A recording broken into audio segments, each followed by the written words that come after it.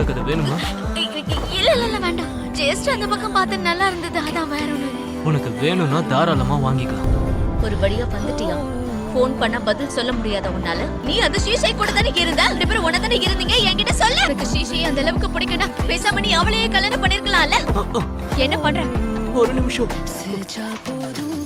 இது உனக்காக தான்.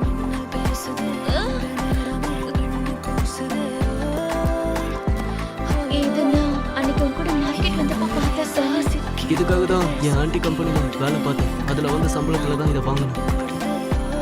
அது ரொம்ப தேங்க்ஸ்.